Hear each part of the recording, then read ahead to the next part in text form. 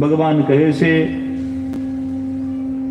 કે મનુષ્ય જન્મ જે દુર્લભ છે, એ ક્ષણભંગુર છે. યોગ્ય ગુરુના શરણે જવું અને ગુરુના શરણે જઈ જ્ઞાન પ્રાપ્ત કરવું. કળિયુગની અંદર કલો કેશવ કીર્તનાદ, ભગવાન કેશવનું કીર્તન પરમ ભક્તિવર્ધક છે, ભગવાનની સાથે જોડવા વાળું છે. મારી કાષ્ટની, પાષાણની, સુવર્ણની, ચાંદીની કોઈ પણ પ્રતિમા વેદોક્ત મંત્રોચ્ચાર દ્વારા જ્યારે પ્રાણ પ્રતિષ્ઠિત કરી અને મારું પૂજન કરવામાં આવશે તો એ મને જ પામશે, એમ ભગવાન સ્વયં ભાગવતજીમાં કહે છે. ભગવાન કહે છે ઉદ્ધવજીને કે ભલે હું મુક્તિલીલા દ્વારા ગોલોકધામમાં પ્રવેશ કરીશ, પરંતુ મારું પરમ તેજ તત્વ છે એ હું ભાગવતજીની અંદર સમર્પિત કરીને જાઉં છું. ભાગવતજીના અક્ષરે અક્ષરે હું વિદ્યમાન છું, હું સ્થાપિત છું. અને એટલા જ માટે ભાગવતજી ભગવાનનું વાંગમય સ્વરૂપ કહેવાય છે. યાદ કરો, આપણે પ્રથમ સ્કંદ ભગવાનનો દક્ષિણ ચરણ, બીજો સ્કંદ એ વામ ચરણ, ત્યાંથી યાત્રા પ્રારંભ કરી આ ભગવાનના મસ્તક સુધી આપણે પહોંચ્યા છે. ભગવાન કહે છે ઉદ્ધવજીને કે જે મારા નામ જે મને ભજે છે એ મને જ પામે છે. નાત્ર સંશય, આમાં કોઈ પણ પ્રકારનો સંશય કરવા જેવો નથી. કળિયુગની અંદર બીજું કઈ ન થઈ શકે તો કલો કેશવ કીર્તનાથ, ભગવાનના મંત્રનું, ભગવાનના નામનું સ્મરણ, એનું કીર્તન, એ પણ બહુ મોટી ભક્તિ છે.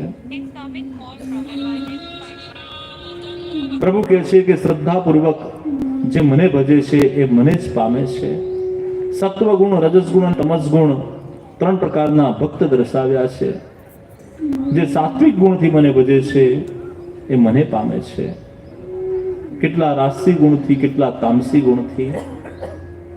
યાદ રાખો, ભગવાન ક્યારે પણ આપણી કોઈ પણ લૌકિક ઈચ્છા હોય તો એની માટે ક્યારેય ના પાડતા નથી. આપણું નાનું બાળક હોય અને આપણને કહે કે મમ્મી પપ્પા મારે ચોકલેટ ખાવી છે, તો આપણે કહીએ હા બેટા ફ્રીજમાંથી લઈ લે. અને એ જ બાળકને કફ, શરદી થઈ ગઈ હોય અને કે મારે ચોકલેટ ખાવી છે, તો આપણે કહીએ કે ના ના બેટા અત્યારે નહીં, તારી શરદી કફ મટી જાય ને પછી એક નહીં તું 2 ચોકલેટ ખાજે. આપણી કોઈ બહુ લૌકિક ઈચ્છા હોય તો ભગવાન યોગ્ય સમય હોય તો તરત જ કહેશે યસ, હા. યોગ્ય સમય નહીં હોય ત્યારે ભગવાન કહેશે વેટ, અત્યારે નહીં. અને બાળક કોઈ ખુલ્લામાં વેચાતી, અયોગ્ય જગ્યા ઉપર, અપવિત્ર જગ્યા ઉપર વેચાતી ચોકલેટ માગશે તો આપણે કહીએ ના ના બેટા હમણાં નહીં, હું તને સારી ચોકલેટ અપાઈ દઈશ. એમ ક્યારેક આપણે કોઈ બહુ અયોગ્ય જીદ કરીએ અને આપણો મનોરથ સિદ્ધ નથી થતો ત્યારે પણ ભગવાન ના નથી કહેતા.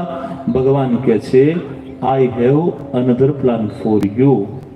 તું જે વિચારે છે તું ડ્રોપ કરી દે, હું તને જે બેસ્ટ છે તારા માટે એ હું તને આપું છું, એ તું એક્સેપ્ટ કર. એટલે ભગવાન ક્યારે પણ કોઈ પણ લૌકિક ઈચ્છા માટે ભક્તને ના કહેતા નથી. ભગવાનની ડાયરીમાં ભક્તો માટે એક જ વર્ડ છે, તથાસ્તુ. તથાસ્તુ.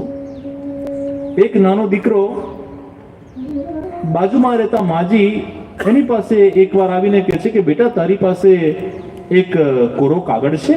દીકરો કહે છે હા હા માજી, મારી ઘરે કોરો કાગળ છે ને. એટલે દીકરો જઈને એક ફૂલ સ્કેપ A4 સાઇઝનું બ્લેન્ક પેપર એમને આપે છે. માજી કહે છે બેટા મને લાલ પેન પણ જોઈએ છે. એટલે દીકરો લાલ પેન લઈને આવે છે. માજીને પૂછે છે દીકરો કે તમે આ કાગળ અને પેનનું શું કરશો? ત્યારે માજી કહે છે કે આજે મારા દીકરાને ત્યાં દીકરો આવ્યો છે અને આજે ભગવાન છઠ્ઠી લખે, આજે ભગવાન એનું ભવિષ્ય લખે, એટલે છઠ્ઠીમાં આ કાગળ અને પેન હું મૂકીશ. નાનો દીકરો કે માજી બધાનું ભવિષ્ય ભગવાન લખે? માજી કે હા દીકરા, તારું મારું બધાનું ભવિષ્ય ભગવાન જાતે લખે. માજી ગયા. આ દીકરો પોતાના રૂમમાં જઈને સૂઈ ગયો. ત્યાં સ્વપ્ન આવ્યું. સ્વપ્નમાં એણે જોયું કે ગોલોકધામમાં પહોંચ્યો અને ગોલોકધામમાં ભગવાનને જઈને પ્રણામ કર્યા અને ભગવાનને કહે છે ભગવાન તમે બધાનું ભવિષ્ય લખો. ભગવાન કહે છે હા હા, છઠ્ઠીના દિવસે હું જ બધાનું ભવિષ્ય લખું. નાનો દીકરો કહે કે ભગવાન તમે આટલા બધા કરોડો લોકોનું ભવિષ્ય લખો તો બધાના ચોપડા તમે રાખો ક્યાં આટલા બધા? ભગવાન કહે છે ચાલ તને ગોલોકધામ આવ્યો છે ત્યારે બતાવું. એક મોટા વિશાળ જગ્યા ઉપર ભગવાન લઈ ગયા. બહુ જ મોટું મેદાન, સમુદ્ર જેવું, અને ત્યાં બધા પુસ્તકોના ડાયરીના ઢગલે ઢગલા. ભગવાન કહે છે બધાના ભવિષ્ય લખી લખીને હું આ મોટા મેદાનમાં મૂકું છું. નાનો દીકરો કે ભગવાન પણ આમાં ભારત દેશના ભારતીયોના ભાગ્યના ચોપડા ક્યાં? એટલે ભગવાન ફરી પાછા એક એની અંદર બીજા મોટા વર્તુળમાં લઈ ગયા, બહુ મોટી જગ્યા. ત્યાં બધા જે ચોપડા હતા, નોટબુક હતી, ડાયરી હતી. ભગવાન કહે છે ભારત દેશના રહેવાસીઓના ભાગ્યના ચોપડા આ રહ્યા. ભગવાન એમાં ગુજરાતના ક્યાં, અને ગુજરાતમાં મારા વડોદરાના ક્યાં, અને વડોદરામાં અમારા વડસરના ક્યાં, અને વડસરમાં અમારા રોયલ એકર્સના ક્યાં, અને એમાં 22 નંબરના ઘરના ક્યાં. આમ નાનો દીકરો પોતાના સોસાયટી સુધી આવ્યો અને કહે છે કે આ તારી સોસાયટીનું ગ્રાઉન્ડ છે બેટા, અને તારા સોસાયટીમાં રહેતા બધા પરિવારજનોના ભાગ્યના ચોપડા હું અહીંયા મૂકું છું. નાનો દીકરો કહે છે કે ભગવાન હું વાંચું બધાનું ભાગ્ય? ભગવાન કહે છે ગોલોકધામમાં આવી ગયો છે તો વાંચી દે. પહેલા આજુબાજુ વાળાના વાંચ્યા. બાજુવાળાને ત્યાં શું છે પહેલા આપણને ચિંતા છે. આજુબાજુ વાળાના ચોપડા વાંચ્યા, પોતાનું ભાગ્ય વાંચ્યું, પોતાના પરિવારજનોનું ભાગ્ય વાંચ્યું, બધાનું ભાગ્ય વાંચ્યા. અને નાનો દીકરો ભગવાનને કહે છે ભગવાન તમે બધાનું ભાગ્ય આવું જ લખો છો? ભગવાન કહે છે હા, બધાનું ભાગ્ય હું આવું જ લખું છું. એ દીકરાએ અસંખ્ય ભાગ્યના ચોપડા જોયા. દરેકના નોટબુકમાં ભગવાને સરખું જ લખ્યું હતું. ભગવાને પહેલા પેજ પર લખ્યું હતું અથ શ્રી, અને સૌથી છેલ્લા પેજ પર લખ્યું હતું તથાસ્તુ. અને આખી ચોપડી, આખી નોટબુક કોરી ભગવાન તમને આપે છે. તમે શું કરો છો એ તમારે ડિસાઈડ કરવાનું છે. ભગવાન ખાલી તમને તથાસ્તુ કહે છે. આ 7 દિવસ સુધી આ કથા સાંભળી, એમાંથી શું એક્સેપ્ટ કરવું એ આપણા ઉપર છે. ભગવાને તમને આપી, જીવન આપ્યું, કોઈ 50 વર્ષ, કોઈ 80 વર્ષ, કોઈ 90 વર્ષ, એને કેવું જીવવું એ આપણે નક્કી કરવાનું. ભગવાન અર્જુનને ગીતાનો ઉપદેશ આપે, પણ છતાં પણ અર્જુનને એમ જ કે તને જે યોગ્ય લાગે તું કર.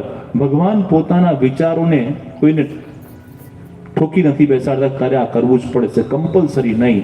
તને યોગ્ય લાગે તો, સાચું શું ખોટું શું એ હું તને બતાવું, તું યોગ્ય નિર્ણય લે કે તારે શું કરવું છે.